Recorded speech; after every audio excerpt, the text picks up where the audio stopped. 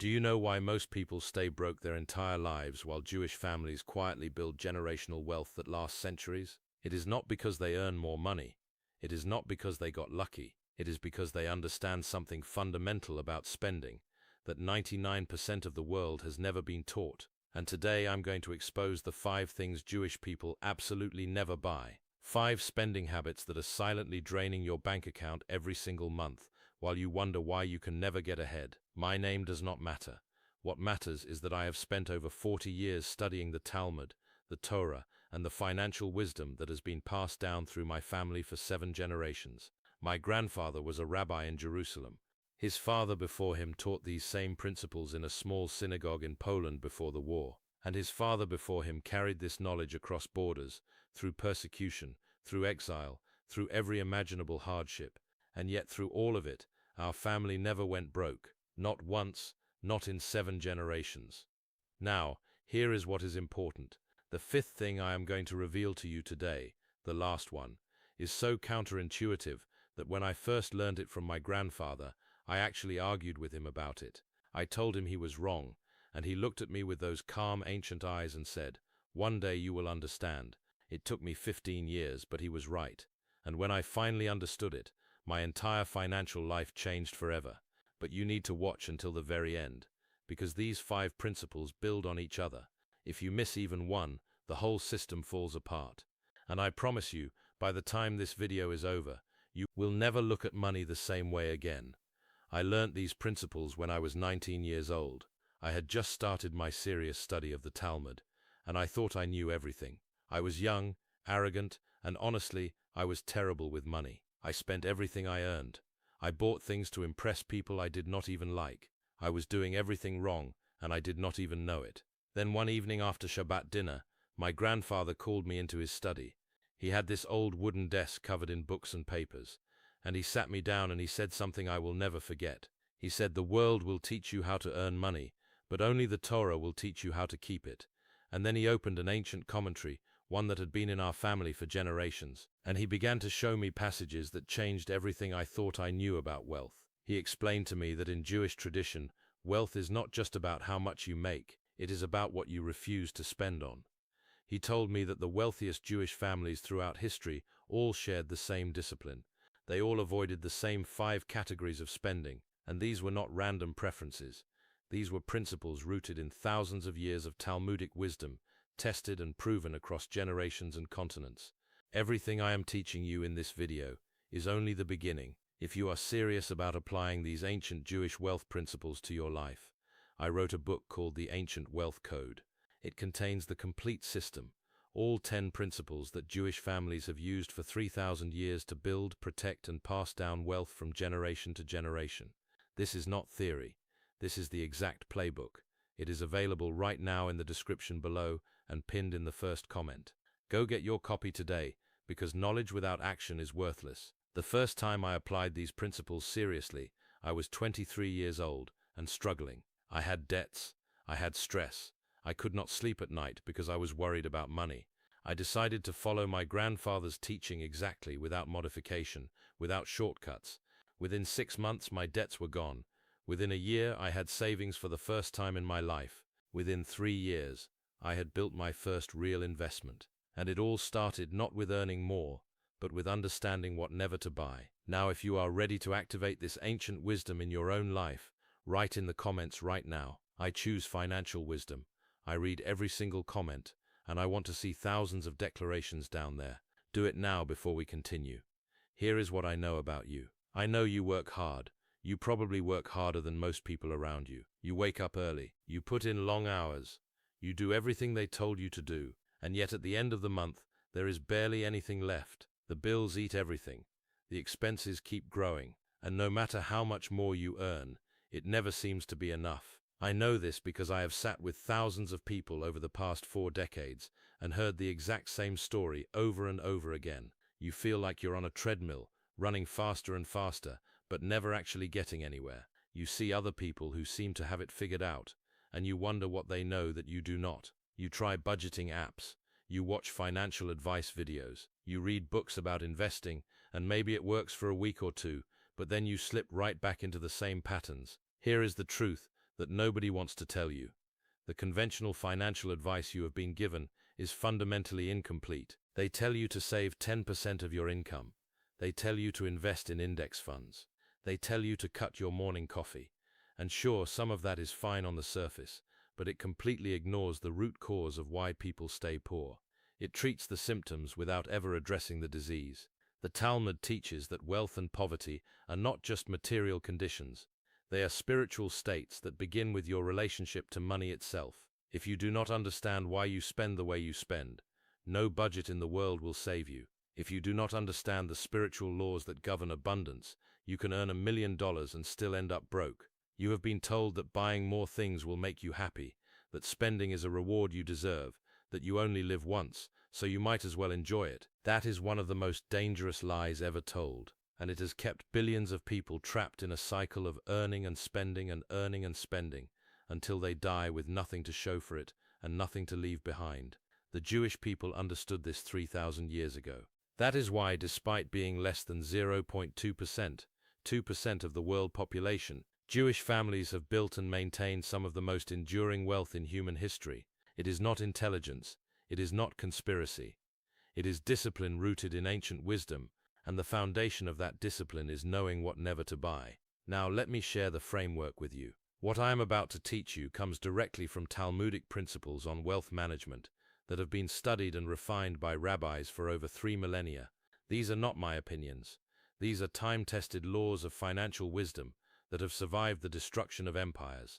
What makes this different from every other financial advice you have ever heard is 5 things. First, it operates on the principle that what you do not spend matters infinitely more than what you earn. Second, it addresses the spiritual and psychological roots of wasteful spending, not just the math. Third, every single principle has been tested across thousands of years and dozens of cultures.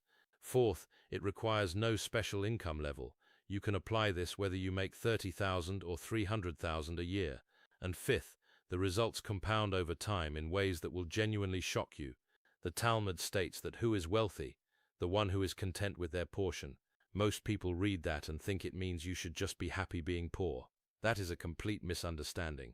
What it actually means is that true wealth comes from the discipline of knowing what is enough, from the wisdom to distinguish between what adds to your life and what quietly destroys it. And that is exactly what these 5 principles will teach you. Here is the first thing Jewish people never buy: status symbols for the sake of impressing strangers. I want you to really hear this, because it goes against everything modern culture teaches you. In Jewish tradition, there is a concept called tasnud, which most people translate as modesty, but it actually means something much deeper. It means living in alignment with your true values, rather than performing for an audience that does not care about you. I learnt this from my grandfather when I was young and wanted to buy an expensive watch. I had saved up for months. I was so proud. And when I told him what I was about to buy, he asked me one simple question. He said, "Who is this watch for?" I said, "It was for me." And he said, "No, it is for the people you want to notice you, and those people will forget about it in 5 minutes, while you will be paying for it for months." That hit me like a truck, and he was right. Look at what is happening in the world right now. Just this year, consumer debt has hit record levels globally. People are financing luxury cars they cannot afford, buying designer clothes on credit, upgrading to the newest phone every single year. And for what? For a momentary feeling of status that evaporates the second they walk away from the person they were trying to impress. The Talmud warns against this repeatedly. There is a teaching that says, a person who chases honor will find that honor runs from them, but a person who runs from honor will find that honor chases them. Jewish families understood this. You will notice that some of the wealthiest Jewish business families in history dressed modestly, drove modest cars, lived in homes that were comfortable but not ostentatious, not because they could not afford luxury, but because they understood that every dollar spent on impressing someone else is a dollar stolen from your family's future. Here is what I want you to do. Look at your spending over the last 3 months and ask yourself honestly how much of this was for me and how much of this was for the image I want other people to have of me. I guarantee that number will shock you. For most people, it is 30 to 50% of their discretionary spending. Imagine redirecting that money into investments, into your children's education, into building something that actually lasts. The second thing Jewish people never buy is depreciating assets disguised as investments. This is one of the most important financial principles in the Talmud, and almost nobody talks about it. There is a clear teaching that you should invest in land, in business, and in things that produce more. You do not put your wealth into things that lose value the moment you acquire them. I see people doing this every single day, and it breaks my heart. They buy brand new cars that lose 20% of their value the second they drive off the lot. They fill their homes with furniture and electronics that will be worth nothing in 5 years. They spend money on the latest gadgets and trends that will be obsolete in 18 months. My grandfather used to say that there are two kinds of purchases, those that feed you and those that eat you. A new car eats you. A rental property feeds you. A closet full of clothes you wear twice eats you. A business that generates income feeds you. Right now in 2025, we are watching this play out in real time. Interest rates are elevated. Inflation has eroded purchasing power, and yet people are still financing depreciating items at 8, 10, 12% interest. They are literally paying extra money to own things that are becoming worth less every single day. The Talmud would call this financial insanity, and it is one of the primary reasons most people will never build lasting wealth. In Jewish tradition, every purchase must pass a simple test. Will this be worth more or less in 5 years? If the answer is less, you need an extraordinarily good reason to buy it. Transportation, fine. Buy a reliable used car that serves its purpose. But do not confuse a depreciating liability with a wise purchase. The distinction between the two is the distinction between building wealth and destroying it. The third thing Jewish people never buy is anything that creates recurring obligations without recurring income. This is huge, and it connects to a Kabbalistic principle about energy flow. In Kabbalah, we teach that money is a form of energy, and energy must flow in a cycle. When you create outflows without corresponding inflows, you create an energetic drain that slowly bleeds your prosperity dry. I see this everywhere today. People sign up for subscription after subscription, streaming services, gym memberships they never use, premium apps, monthly boxes of things they do not need. Each one is only $10 or $15 a month, so it feels harmless. But when you add them all up, the average person is spending $300 to $500 every month on recurring charges they barely think about. That is $4,000 to $6,000 a year, vanishing into thin air. My grandfather taught me to think of recurring expenses as tiny holes in a bucket. You can pour water in as fast as you want, but if the bucket has 50 small holes, it will never fill up. And that is exactly what most people's financial lives look like. They are pouring income into a bucket full of holes and wondering why they can never accumulate anything. The Jewish approach is radically different. Before taking on any recurring expense, you first establish a recurring income source to cover it. You want a subscription that costs $50 a month? First create something that generates $50 a month. You want a car payment of $400? First build a side income stream that covers it. This way your bucket stays intact. Nothing drains without being replenished. I applied this principle rigorously starting in my late 20s, and it transformed my finances within a single year. Every recurring expense in my life is covered by a corresponding income stream. My investments cover my living expenses. My teaching income covers my discretionary spending. Nothing comes out of the bucket without something flowing back in. And this is how Jewish families maintain wealth across generations, while others see it evaporate within a single lifetime. Now the fourth thing Jewish people never buy, and this one really surprises people. They never buy financial products they do not fully understand. The Talmud has extensive teachings about honest commerce and fair dealing, and one of the core principles is that both the buyer and the seller must understand exactly what is being exchanged. If you do not understand it, you do not buy it. Period. I cannot tell you how many people I have spoken with over the years who lost everything because they invested in things they could not explain.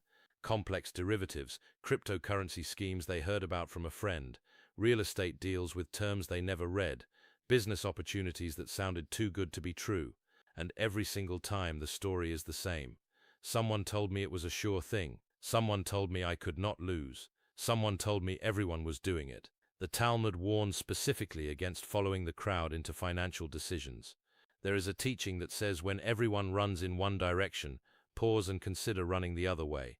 This is not about being contrarian for its own sake. It is about recognizing that when something becomes a mania, when everyone is rushing to buy it, the opportunity has usually already passed, and what remains is risk. Just look at what has happened in recent years. People poured their life savings into speculative assets they did not understand, chasing returns that seemed magical, and many of them lost everything. Meanwhile, the Jewish families I know were doing what they have always done, investing in businesses they understand, in real estate they can touch and manage, in time-tested vehicles that have proven themselves over decades and centuries. My grandfather had a rule that I follow to this day. If you cannot explain an investment to a 12-year-old in 3 sentences, you have no business putting your money into it. Simplicity is not a sign of ignorance. Simplicity is a sign of clarity, and clarity is the foundation of every wise financial decision. Now we arrive at the 5th thing, and this is the one my grandfather taught me that I argued with him about. This is the one that seems counterintuitive, but is perhaps the most powerful of all. Jewish people never buy their way out of problems that require personal growth. Let me explain what I mean. When most people face a challenge, whether it is in their career, their relationships, their health, or their finances, their first instinct is to throw money at it. Unhappy at work, buy something to make yourself feel better. Marriage struggling, book an expensive vacation instead of doing the hard work of communication. Feeling unfulfilled, buy a course, buy a program, buy a new wardrobe, buy a new car, buy anything to fill the void. The Talmud teaches that there are certain problems that money cannot solve, and when you try to solve them with money, you make them worse. You create a dependency on external things to fix internal conditions, and that dependency becomes a bottomless pit that will swallow every dollar you ever earn. When my grandfather told me this, I was 25 and going through a difficult period. I was spending money like crazy trying to make myself feel better. New clothes, expensive dinners, trips I could not afford, and none of it worked. The emptiness always came back, usually worse than before. He told me that the ancient rabbis distinguished between 2 types of needs of the body and needs of the soul.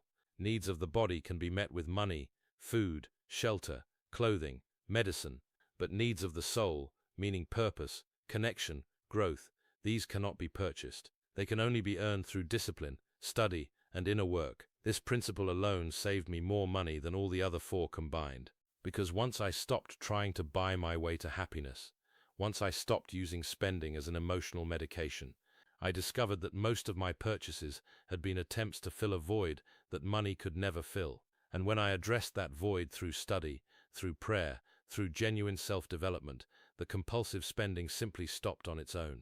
I have personally witnessed this transformation in thousands of people.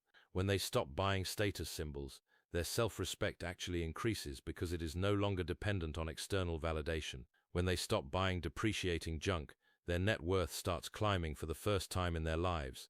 When they eliminate unnecessary recurring expenses, they feel a weight lift off their shoulders that they did not even know they were carrying. When they stop investing in things they do not understand, they sleep better at night. And when they stop throwing money at problems that require growth instead of spending, they finally start becoming the person they were always meant to be. Let me share something deeper with you. There is a teaching in the Talmud that says the world stands on 3 things: on Torah, on service, and on acts of kindness. When I first studied this passage as a young man, I thought it was purely spiritual, but after decades of applying these principles, I realized it is also profoundly practical. Torah represents knowledge and wisdom, meaning you must educate yourself before you spend. Service represents work and discipline, meaning you must earn before you consume. And acts of kindness represent generosity, meaning you must give before you receive. These 3 pillars are the foundation of Jewish financial philosophy, and when you build your financial life on these pillars instead of on impulse, ego, and emotional spending, everything changes. I have seen people who are drowning in debt become completely free within 2 years. I have seen families who lived paycheck to paycheck start building real generational wealth, and in every single case, the transformation began not with earning more, but with eliminating these 5 categories of wasteful spending. Right now, we are living through one of the most economically uncertain periods in modern history. Inflation is eroding savings. Markets are volatile. The cost of living keeps climbing while wages stagnate, and most people are more financially stressed than ever before.